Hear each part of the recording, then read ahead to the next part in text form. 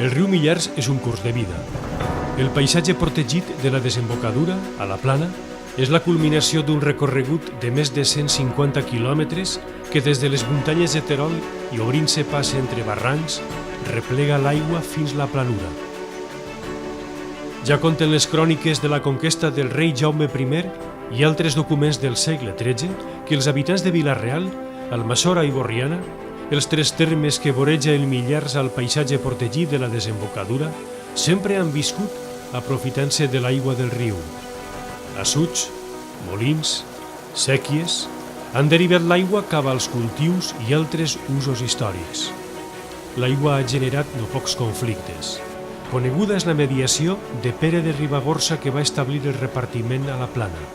La plana està estructurat de fa molts segles y entonces está estructurado en base a comunitats de regants.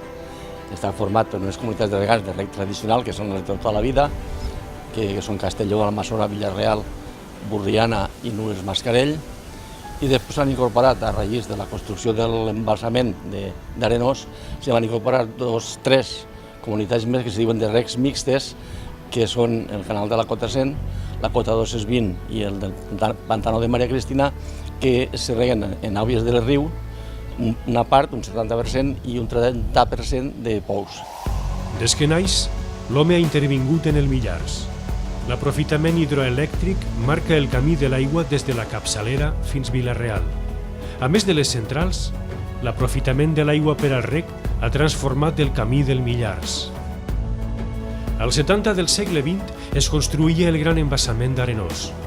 Abans va arribar el de Sitjar, la infraestructura que va ser l'origen d'una major transformació en l'aprofitament de l'aigua al tram baix, sense oblidar l'anomenat Pantaner de Santa Quitèria. Este pantaner és molt important perquè ha sigut una obra que la van costejar al 100% els regants, ens va autoritzar a fer-la des del riu, és com si fos una bassa de regulació. Els assuts de Vila-real, Almassora i Borriana, que donen origen a les séquies i ramals, són el començament d'una extensió d'artèries de reg que arriben a tot el regadiu de la plana, fins i tot més enllà d'estos termes municipals.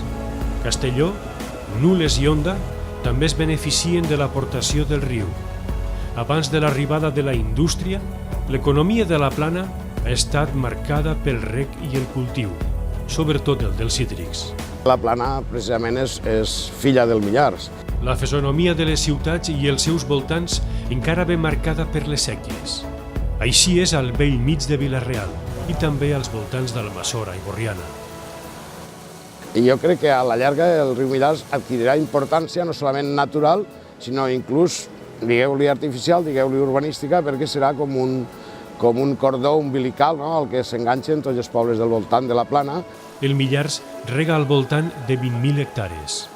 Amb els anys, el reg a manta ha donat pas al degoteig i a l'estalvi. Tota la infraestructura hidràulica s'ha convertit, a més, en un patrimoni que relata l'evolució agrària i urbana. Des de l'antiguitat, tots els pobles s'assentaven a vora dels rius. Entonces, el Millars fa el mateix. El Millars el que fa és alimentar els pobles situats en la seva ribera. En els anys 70 es constituïa el Sindicat Central de Regs del Millars, l'evolució dels sindicats i juntes de regants i que agrupa tots els que s'aprofiten de l'aigua del riu. El document de bases constituïa l'acord que regís l'aprofitament de les aigües. En anys d'abundància, de pluges i nevades i tal, tot bé, però quan l'aigua escassejava sempre ha hagut molts conflictes. Però és que, clar, des d'aquell temps, avui en dia encara molta gent creu en el concepte de que l'aigua és el primer ús de l'aigua és agrícola, perquè venim d'una societat agrícola, i això també és un debat que encara està ahí latent. En el nou plan hidrològic que està ja en marxa té importància i que ne tindrà més és el cabal ecològic. Ja té marcat uns caudals en uns punts determinats i s'ha respectat totalment al 100%. La gestió dels cabals s'efectua des dels embassaments i els diferents assuts amb la participació de la Confederació Hidrogràfica del Xúquer i els regants. Ara, l'objectiu de futur és garantir el cabal per a que el paisatge protegit de la desembocadura tinga sempre l'aigua que tanta vida dona a la fèrtil comarca de la Plana.